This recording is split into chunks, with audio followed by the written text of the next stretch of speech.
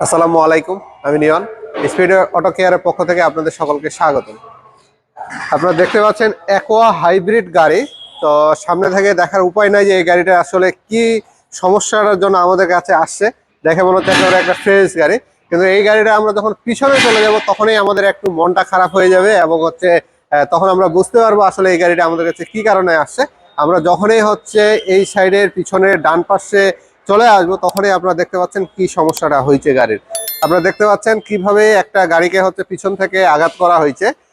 সেই অ্যাক্সিডেন্টের কারণে গাড়িটার কি অবস্থা হয়েছে একটু আপনারা দেখতে পাচ্ছেন। এখানে দেখা যায় যে এখানে যে বারটা আছে, চেসিস বার একেবারে এটা ছুটে চলে গেছে, এখানে নাই বলা যায়, এখানে এই অংশটা নাই একবারে।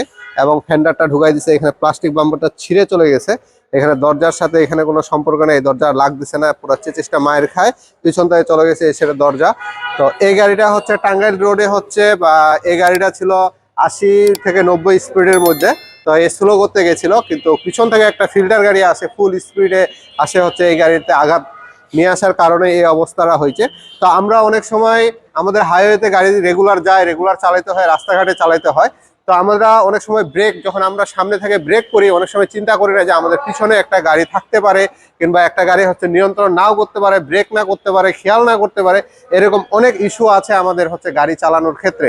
তো আমরা যখন গাড়ি চালাচ্ছি তখন আমাদের অনেক কিছু মনে রাখতে হয় যে আমার ডানে কে আছে, বামে কে আছে, আমার পিছনে কে আছে, সামনে কে আছে, সবকিছু মাথায় রেখে আমাদের এই গাড়িগুলো চালাইতে হয়।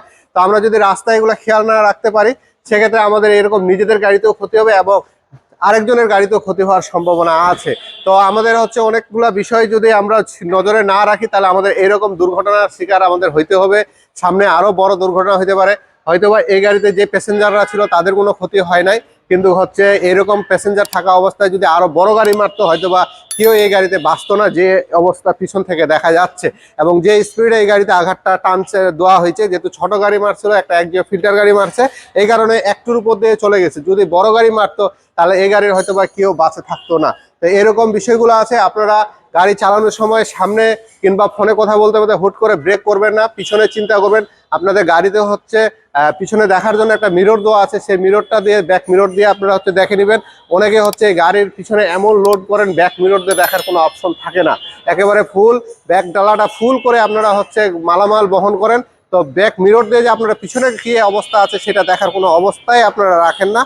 তো এই কারণে পিছনে কি চলতেছে, কি আসতেছে না আছে, না ফাঁকা আছে, না গাড়ি রানিং এ আপনার বেশি স্পিডে আছে, সেগুলো কোনো কিছুই আপনারা মনে করেন না কিংবা মনে রাখেন না। আর যিনারা সামনে থাকতেছেন কিংবা গাড়ি চালাচ্ছেন নিজেরা, অবশ্যই আপনাদের কন্ট্রোলের বাইরে গাড়ি চালানো একেবারেই ঠিক না। আপনারা যদি কন্ট্রোল আপনারা 50-এ করতে পারেন 50-এ চালান, 100-তে করতে পারলে 100-তে চালান, কিন্তু যত স্পিড বেশি করবেন তত অ্যাক্সিডেন্টের পরিমাণটা বেশি হবে। এটা মাথায় রেখে আমাদের গাড়ি চালাইতে হবে। যত কম স্পিড তত ক্ষতির পরিমাণ কম, যত বেশি স্পিড তত ক্ষতির পরিমাণটা একেবারেই বেশি।